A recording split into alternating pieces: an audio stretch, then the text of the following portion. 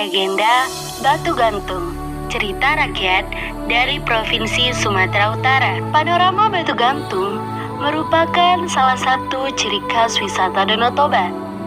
Keberadaan Batu Gantung selalu menarik perhatian para turis yang datang ke Danau Toba. Danau Toba berada di Pulau Samosir, Sumatera Utara. Jika wisatawan menyusuri Danau Toba, maka akan menemukan batu gantung yang terletak di Parapat. Keberadaan batu gantung ternyata memiliki asal mulanya yang diyakini oleh masyarakat yang dikenal dengan legenda batu gantung Danau Toba. Konon pada zaman dahulu, di sebuah desa di tepi Danau Toba, hiduplah sepasang suami istri yang memiliki seorang anak gadis cantik jelita. Gadis cantik itu bernama Seruni. Selain cantik, Seruni juga anak yang berbakti kepada kedua orang tuanya. Ia selalu bersikap sopan dan senang membantu keduanya. Suatu hari, Seruni harus berpisah dengan pemuda pujaannya yang bernama si Doli. Akan tetapi, si Doli harus pergi merantau untuk mengumpulkan uang sebagai biaya pernikahan mereka.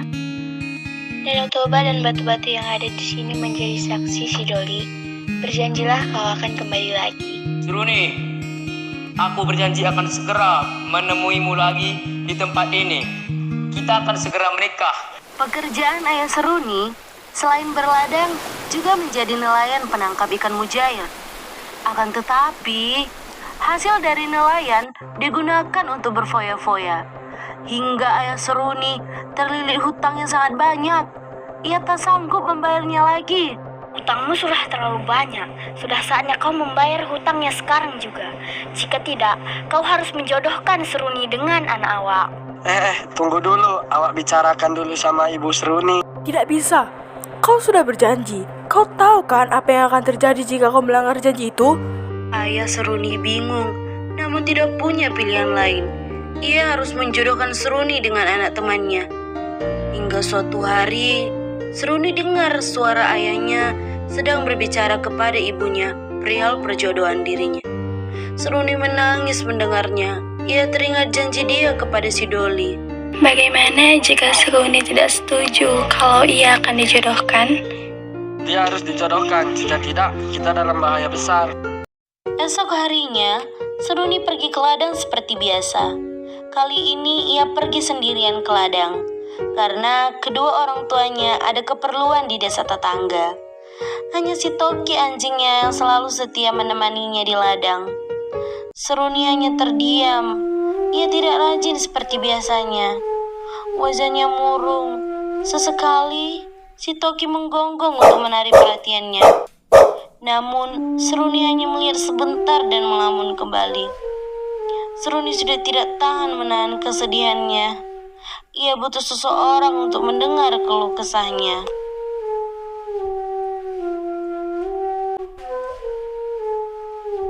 Toki, aku sedang bersedih. Aku bingung. Ayahku menjodohkanku dengan pemuda lain. Sedangkan aku sudah punya kekasih hati.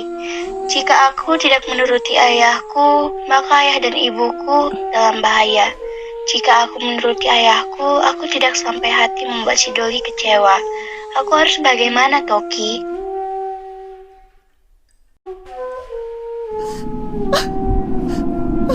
Tangisan Seruni pun pecah. Si Toki bingung melihat majikannya menangis. Ia mengendus-ngendus di pangkuan Seruni. Dengan berderai air mata, Seruni bergegas menuju ke Danau Toba. Si Toki pun segera mengikuti kemanapun majikannya pergi. Si Toki bingung karena majikannya berjalan sangat cepat menuju tebing Danau Toba. Ia berulang kali menggonggong pada Seruni. Ketika sampai di tebing tepi Danau Toba, tiba-tiba Seruni sedang menangis terperosok ke dalam lubang batu yang sangat besar hingga masuk ke dalamnya. Lubang yang sangat gelap membuat Seruni ketakutan dan berteriak minta tolong kepada si Toki anjing kesayangannya. Tolong, Toki, tolong!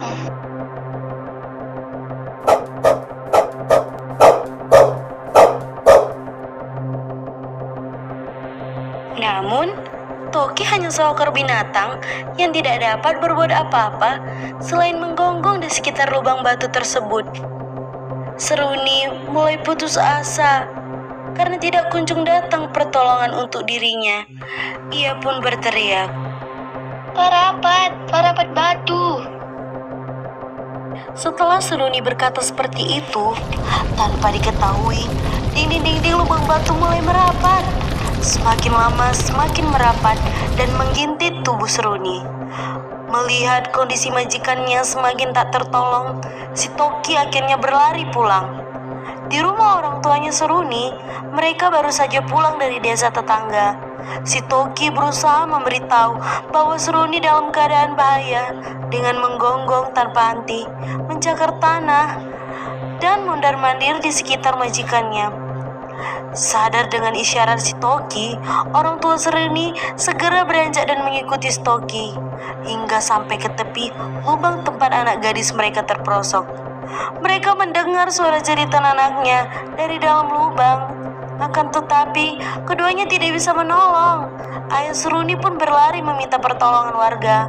Tak lama kemudian, tetangga mereka berdatangan di lubang tempat Seruni terperosok. Pak, lubangnya terlalu dalam dan tidak tembus cahaya. Aku hanya mendengar sayup suara anak kita yang berkata parapat batu. Bagaimana ini, Pak? Tanpa menjawab pertanyaan istrinya, ayah Seruni melongo ke dalam lubang. Ia memutuskan untuk masuk ke dalam lubang dan menyusul putrinya. Bu, pegang obor ini. Aku akan turun menjemput anak kita. Jangan gegabah, Pak. Lubang itu sangat berbahaya. Benar, Pak. Lubang ini sangat dalam dan gelap. Ayah Seruni pun mengurungkan niatnya. Namun tiba-tiba terdengar suara bergemuruh dan guncangan besar yang membuat lubang lahan-lahan merapat dan tertutup dengan sendirinya. Seruni yang berada di dalam lubang akhirnya tertimpa dan tidak dapat diselamatkan. Setelah guncangan berakhir, di atas lubang yang sudah tertutup itu, muncullah sebuah batu besar yang menyerupai tubuh seorang gadis. Batu itu bergantung di dinding tebing tepi dan Danau Toba. Masyarakat mempercayai batu itu adalah batu jelmaan dari Seruni. Masyarakat memberi nama batu gantung. Ucapan Seruni yang terakhir didengar warga berupa parapat, batu gantung, yakni nama Parapat. Kini Parapat telah menjelma di salah satu kota tujuan wisata di Provinsi Sumatera Utara. Nah, pesan moral yang bisa kita dapat dari cerita batu gantung Danau Toba adalah untuk tidak menyimpan masalah sendiri dan tidak mudah untuk putus asa, apalagi sampai mengakhiri hidup kita.